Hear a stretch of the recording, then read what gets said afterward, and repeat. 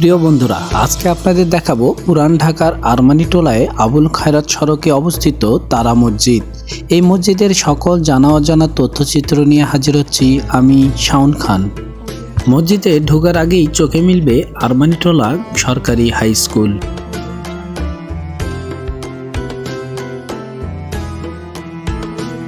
প্রথমে আপনাদের জানিয়ে রাখতে চাই, বাংলাদেশের 100 টাকার নোটের যে তারা মসজিদ দেখতে পাবেন, সেই মসজিদটি ঘুরে দেখাবো আপনাদের।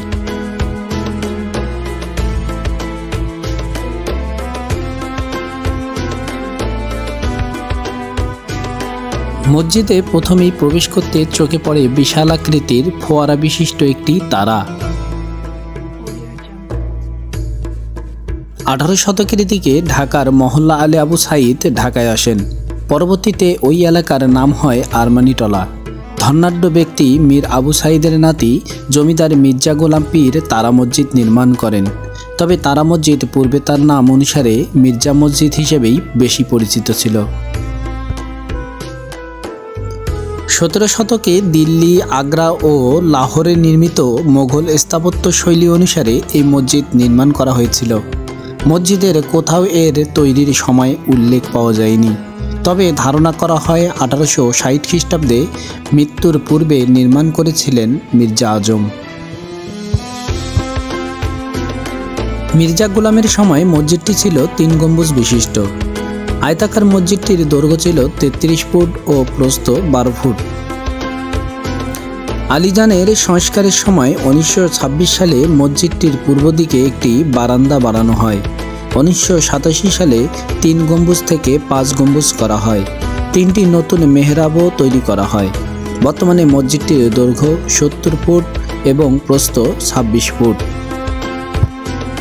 সাদা মার্বেল পাথরের গম্বুজের উপর নীলরঙা তারার নকশা শোভিত ছিল। সেই থেকে মসজিদের নাম হয় তারা মসজিদ। ওই সময়ে মসজিদের মেঝে মোজাইক ছাড়াও জাপানি রঙিন চীনামাটির টুকরা ও রঙিন কাঁচের টুকরা ব্যবহার করে ফুটিয়ে তুলে ধরা হয়েছে মসজিদটিকে।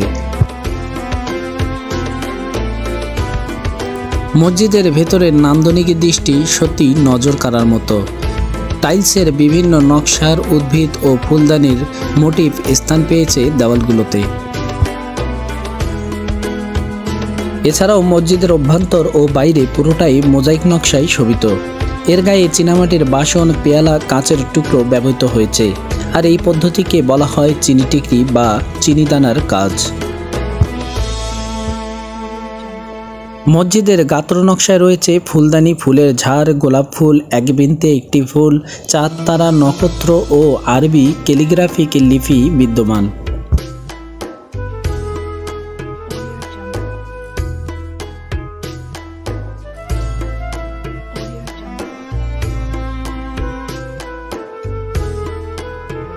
শুক্রবারের দিন হওয়ায় মসজিদের মানুষের উপচে পড়া ভিড় বলে দেয় মসজিদের বিশেষত্ব। প্রিয় বন্ধুরা, আজ এই পর্যন্ত। আবারও দেখা হবে নতুন কোনো ঘটনা বা দর্শনীয় স্থান নিয়ে। আমাদের পেজটি ফলো ও শেয়ার করেই সাথে থাকবেন। ধন্যবাদ।